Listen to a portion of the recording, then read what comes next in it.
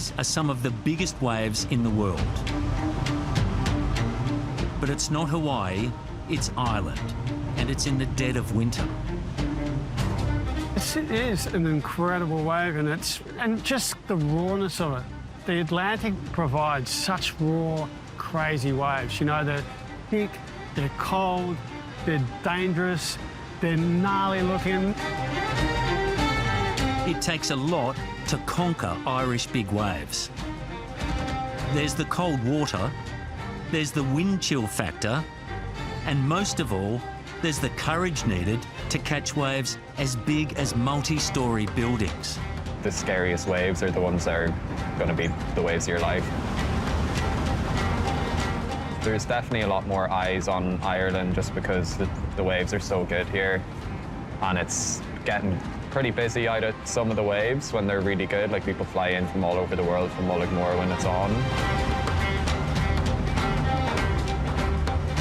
It's cool seeing the best guys in the world come here and seeing how they approach the wave, and it's also like kind of nice seeing how scared they get out there because it kind of validates how you feel.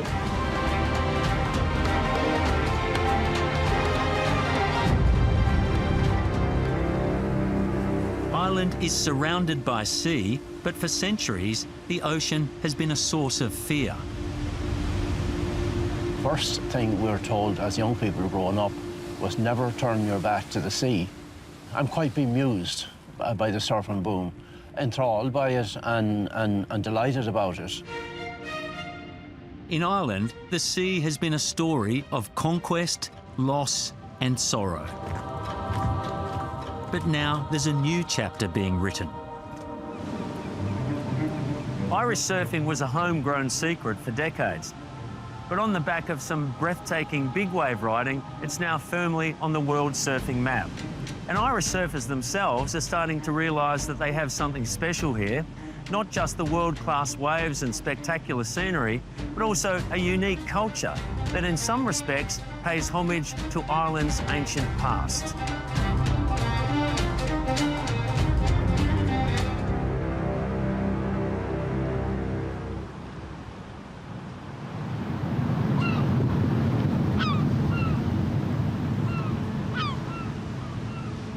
This is Bundoran, a seaside resort town in the province of Ulster. Think of it as Ireland's Gold Coast. Generations of Irish have come here for their summer holidays. But in winter, the cold keeps the tourists away.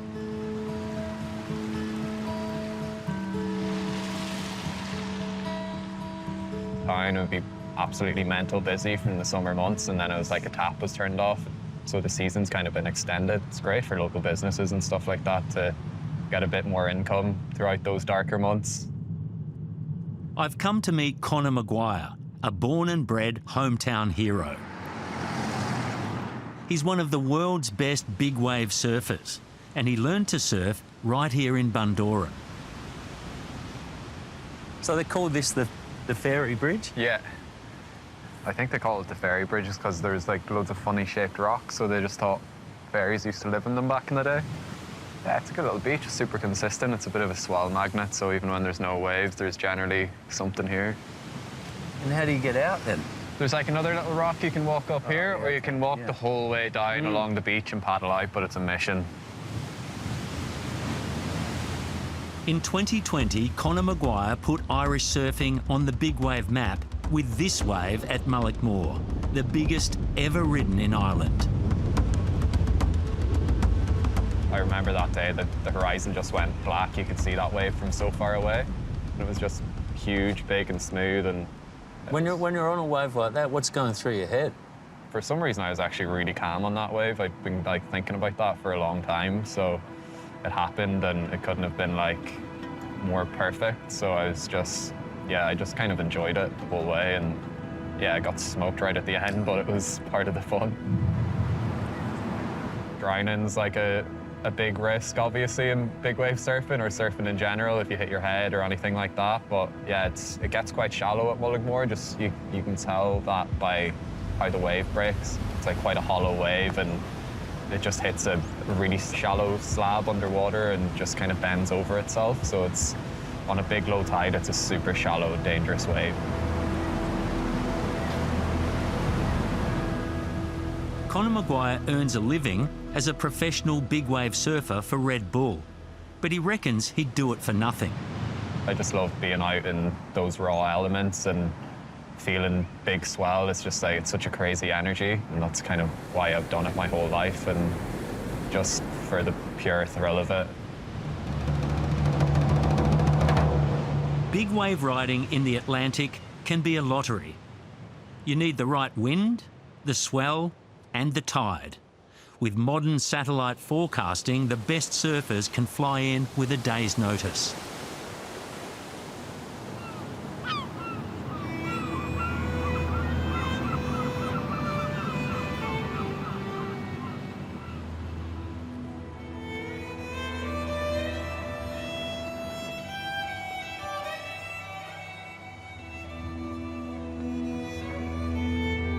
We're at the Mullaghmore Pier, and it's a good hour and a half before dawn, and it's freezing. It's all quiet at the moment, but in the next hour, this place will be mayhem, with surfers from all over the world launching jet skis to head around the corner for what could be the best day of the year so far.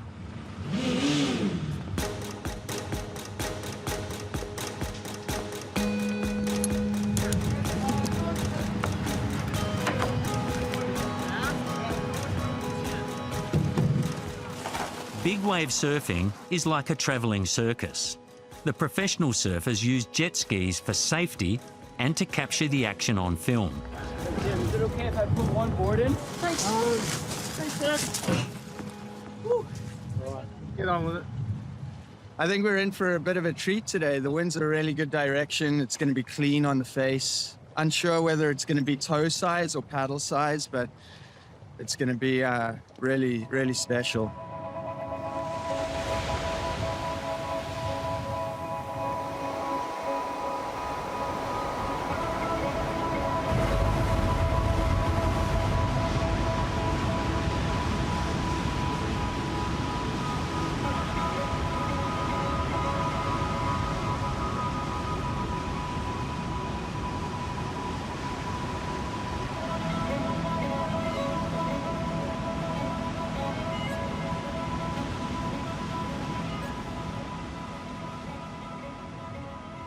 The waves were quite unsettled first thing this morning, but now the tide's coming in, the sun's out, and I think in the next hour or so we're going to see some really thrilling surfing.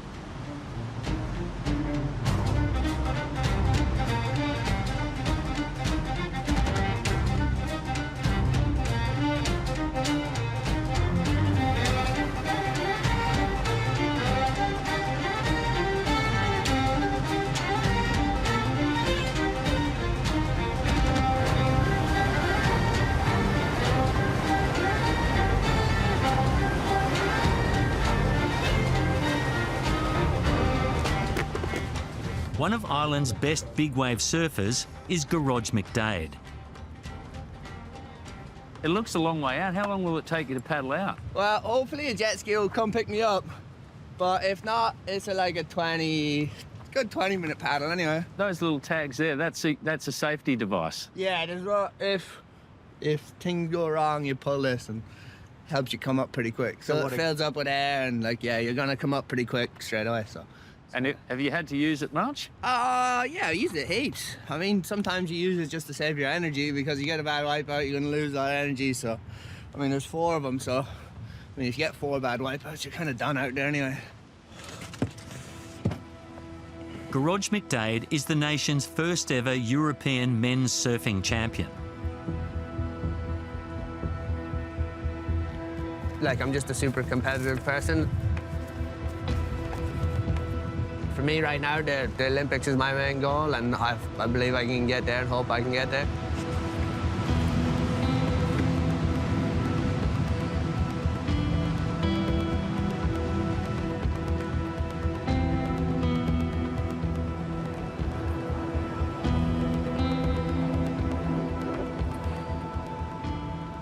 There's not many waves in the world like this, I suppose, like that you can paddle into a wave this big and get into a barrel that big. Like a lot of the other big waves in the world are just big drops. Here's like full slab, like heavy, thick. There's not many other places in the world you get it, so that kind of keeps everybody coming back.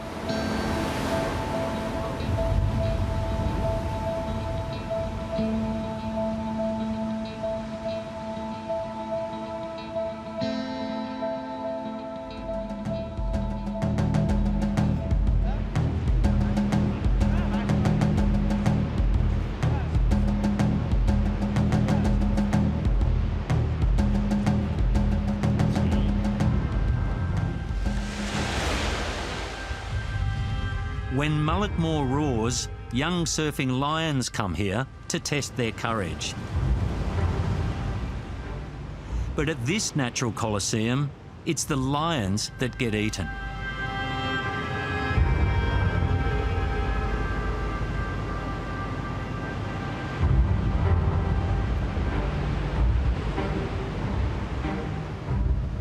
Oh, that was brutal.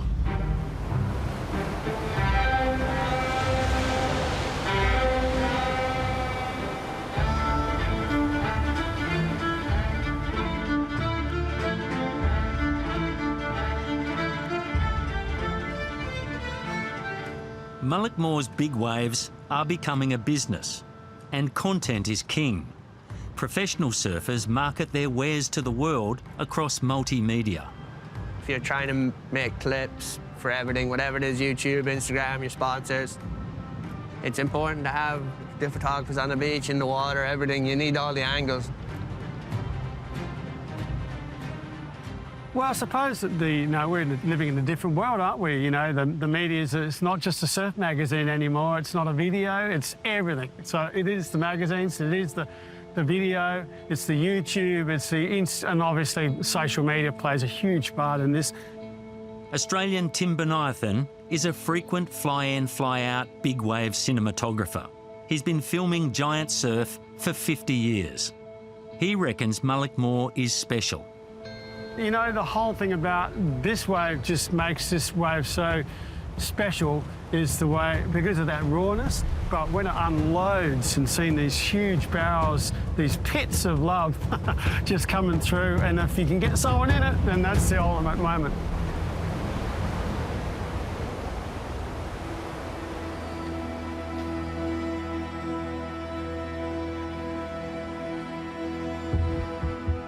Mullaghmore and Bundoran are in the Irish Republic, but they're close to the border with Northern Ireland.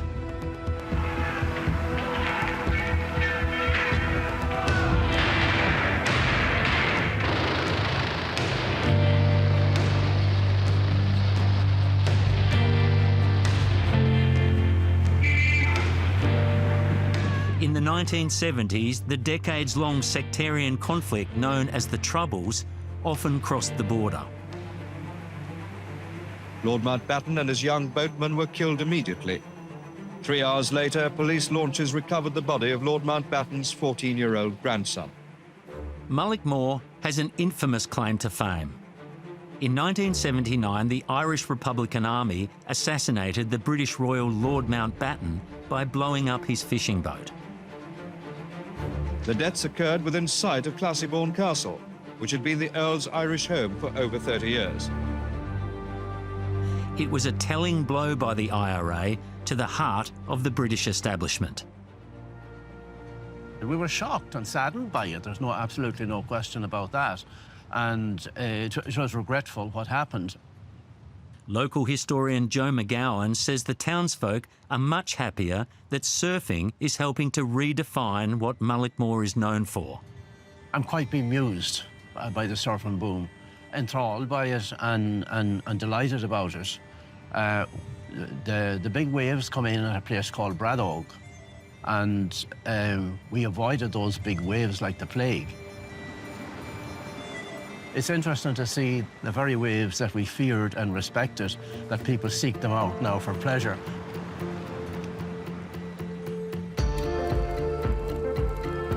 In the heat of the Troubles, a surfing culture emerged that was all about freedom. It belied the violent times. Catholic and Protestant surfers explored the coast together, discovering new waves.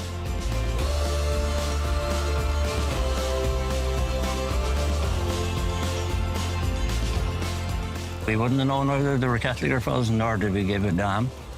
You know, we were just all surfing together. Religion doesn't come into surfing. You know, if you're a surfer, that's your religion. Barry Britton is an artist and surfing pioneer.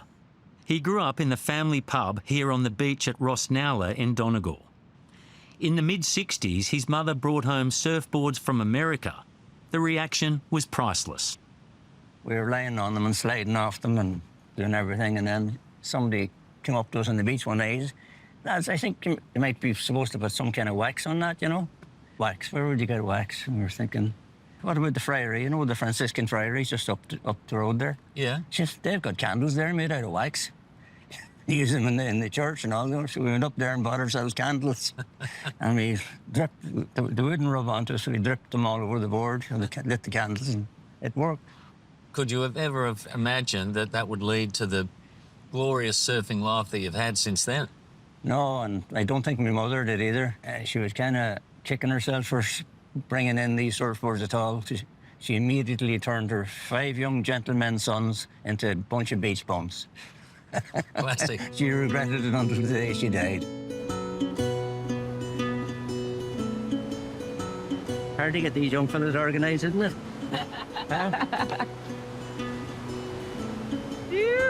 All right. A bit of fun. I'm joining Barry and his daughter Iski for a family tradition. It's Barry's birthday surf, but this one, his 71st, is also a comeback after life-saving open-heart surgery.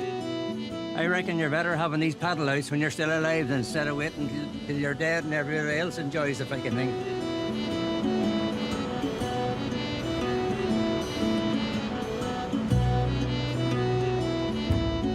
No problem riding a wave if you get the right one.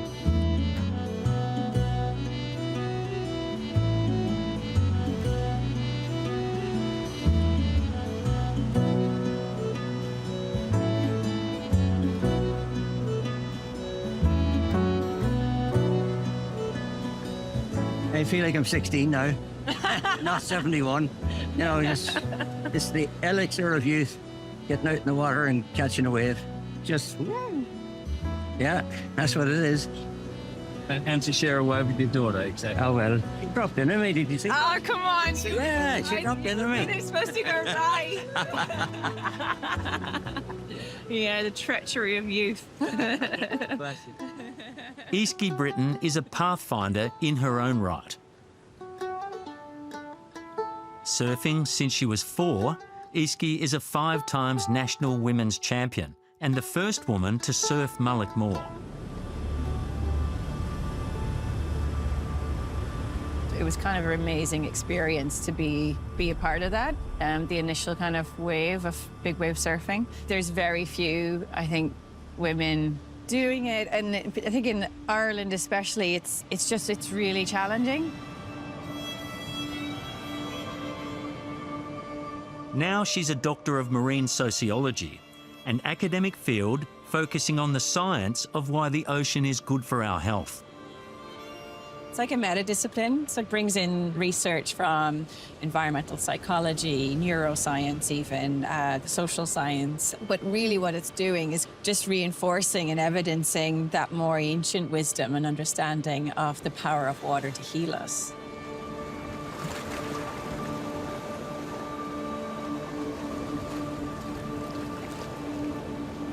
Am gui, imur, am tun trehin, am fuam mara.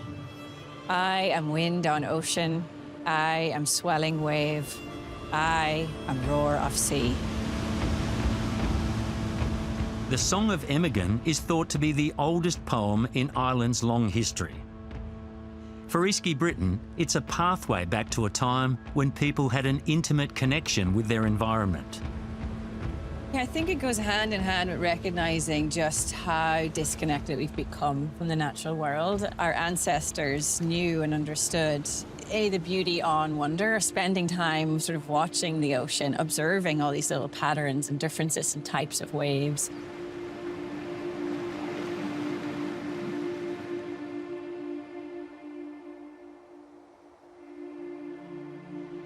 I have aboard one of my shortboards you might like. I don't think I can surf anymore. Yeah. It is pink, though, so. Ooh. Very nice. Iski is retired from competitive surfing, but she's encouraging the next generation. And no crowd. She's been mentoring Isabella O'Reilly. At just 14, her protege has already won a national women's title and is part of a new wave of young Irish surfers with big ambitions.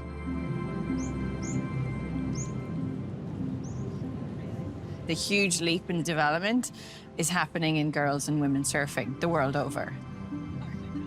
It's really great to see. I think when I started to surf, I was lucky because I was born into it, and so I always had family to follow into the water. But when I was at school, I was the only kid who surfed, not just in my year, like in the entire school. It's really fun surfing with another girl because I don't do that very often.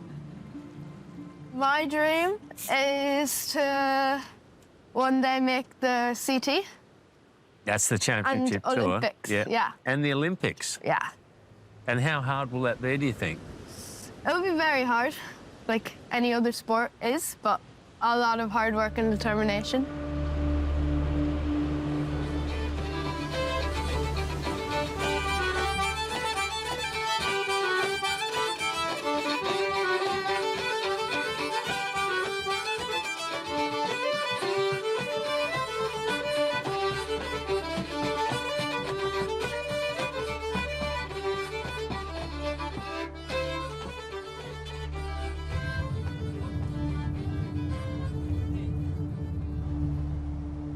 Ireland has about 7,500 kilometres of coastline, and there are waves everywhere. I'm on my way to meet someone who knows as much about surfing in Ireland as anyone.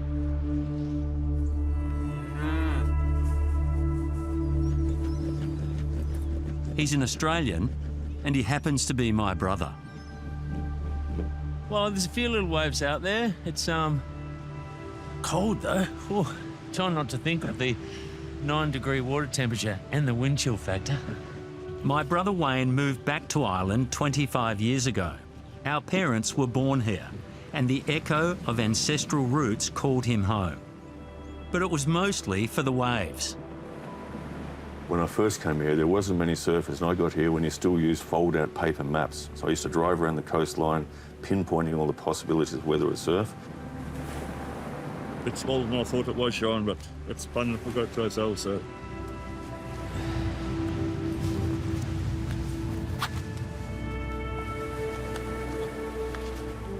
Right, here we go. Feel like a walrus.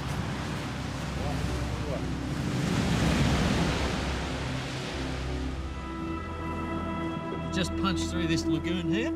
Wayne's been a professional surfing judge, an author, and a magazine editor. He's dedicated his life to surfing. Money's never been a thing for me, as you know well. I've always travelled around and lived chasing the waves. I love hitting the road, going from county to county and checking where the waves are. Shame about the crowd, Spud. I don't know how you cope.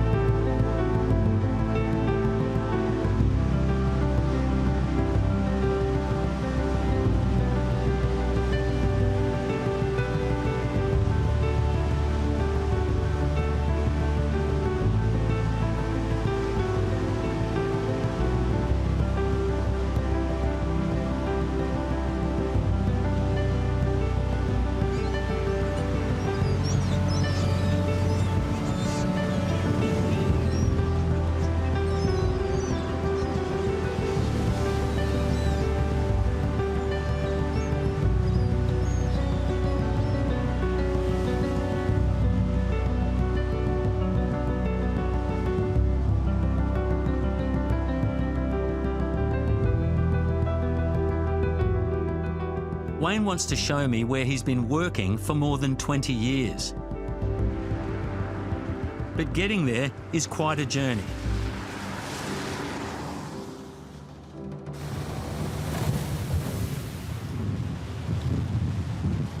Well, we're on our way to the beach that's only a few kilometres away, and we're stuck in local flooding. So there's nowhere to go. We've got to wait it out until the tide changes and we can get through. This is winter in Ireland.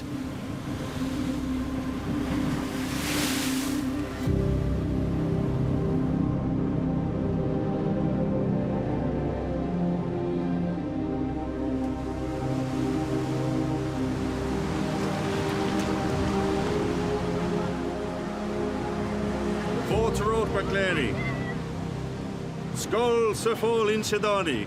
Ultra stuck. Wayne's been teaching generations of surfers and is now part of a cultural revival of the Irish language.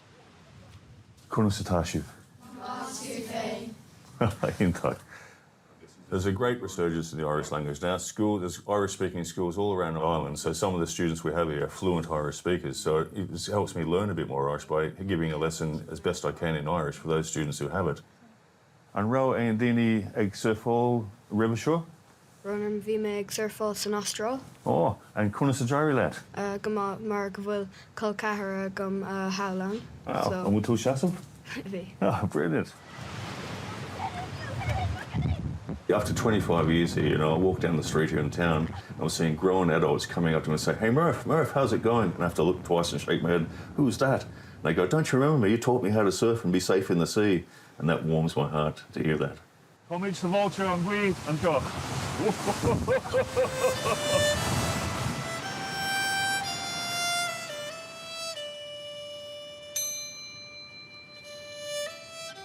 So here's a stone circle. It's like about 4,000 BC to 1500 BC, around the early Neolithic area.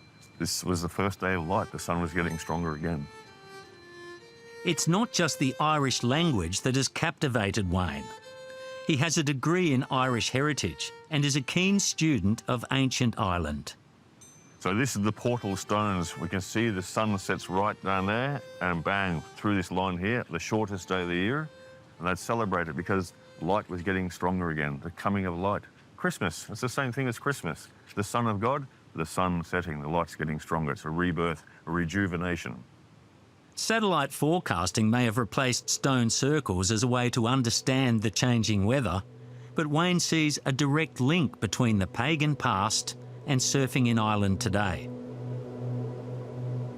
All around Ireland, there's about 500 of these stone circles, and they're all aligned to different times of the year. And for surfers, different times of the year means different weather systems coming in, big storms, small storms, and in Ireland, the twisting, turning coastline, there's waves coming from all different angles. You have to know the tides, you have to know the winds, the size of the waves. It's all looking towards to where to go to celebrate that living, breathing thing.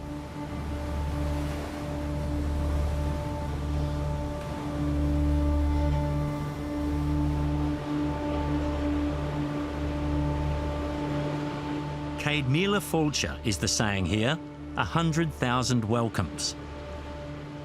But surfing the world over is tribal, and there's intense competition for waves in crowded lineups. Do you worry about the exposure and, you know, it'll change the kind of the warm nature of surfing in Ireland? It's a bit different than everywhere else. The hospitality kind of shines through into the water as well, and luckily it stayed that way, and hopefully it does.